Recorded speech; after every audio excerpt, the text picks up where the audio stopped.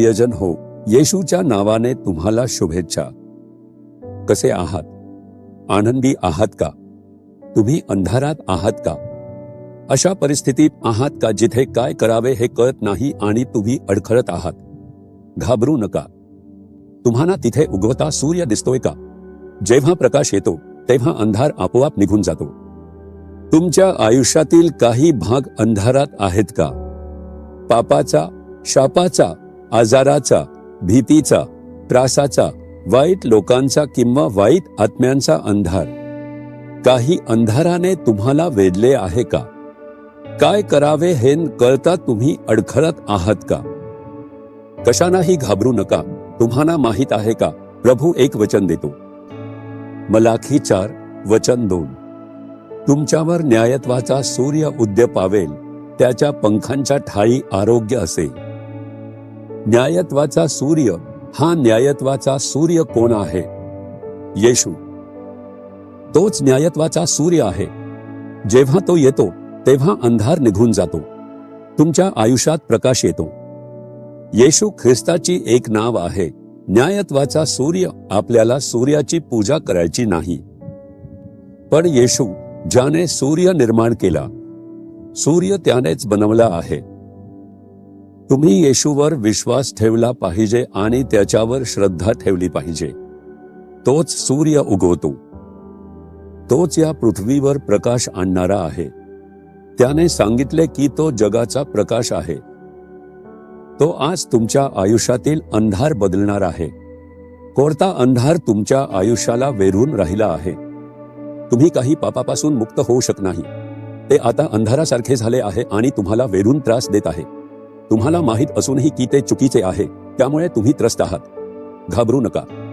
फक्त येशूला, न्यायत्वाचा सूर्याला परवानगी द्या. पापाचा अंधार आपोआप निघून जाईल. सैतानाचा अंधार आपोआप निघून जाईल. शत्रूची जादूटोणा आणि काळी जादू यांसारखी कृत्ये दूर होतील. प्रभू वचन देतो, न्यायत्वाचा सूर्य तुमच्यावर उगवेल. जे प्रभूच्या नावाला घाबरतात त्यांच्यावर न्यायत्वाचा सूर्य उगवेल.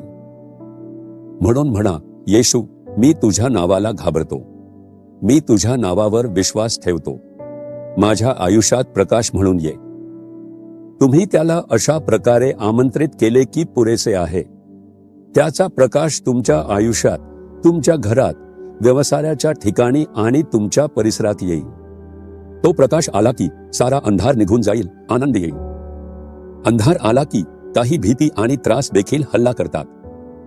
म्हणूनच आपण स्वतःला घरातच मर्यादित ठेवण्याचा प्रयत्न करतो. प्रकाश आला की आपण मोकळेपणाने बाहेर पडतो. आपण आनंदाने चालू लागतो.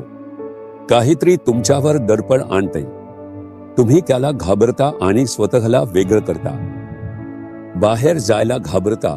हे तुमच्या कर्जाचं संकट आहे का? कर्जदार तुम्हाला त्रास देत आहेत का?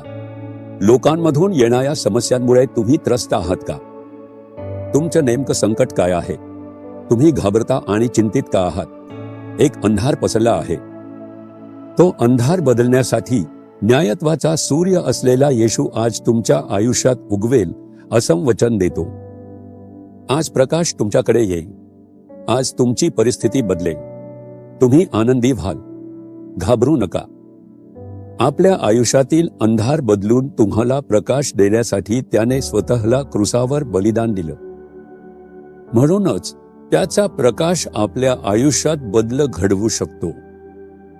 माझ्यासाठी मरण पावून पुन्हा जिवंत झालेला माझा येशू हा धार्मिकतेचा सूर्य आहे. तो माझ्या आयुष्यात यावा आणि माझं आयुष्य उजळावं, असं त्याला आमंत्रण द्या आणि एक छोटी प्रार्थना करा.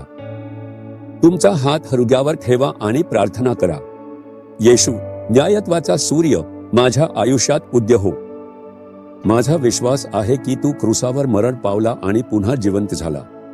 माझ्या आयुष्यातील सर्व अंधाराची कामे नष्ट होऊ दे. पापाचा अंधार जाऊ दे आणि पवित्रतेचा प्रकाश माझ्यात येऊ दे.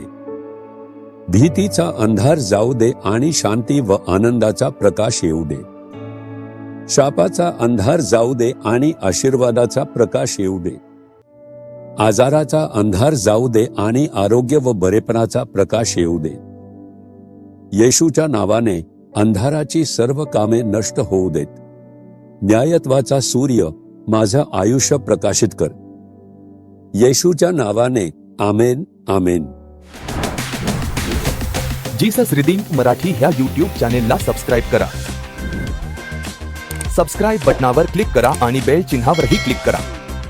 दररोजच्या नवीन कार्यक्रमांची माहिती मिळवा.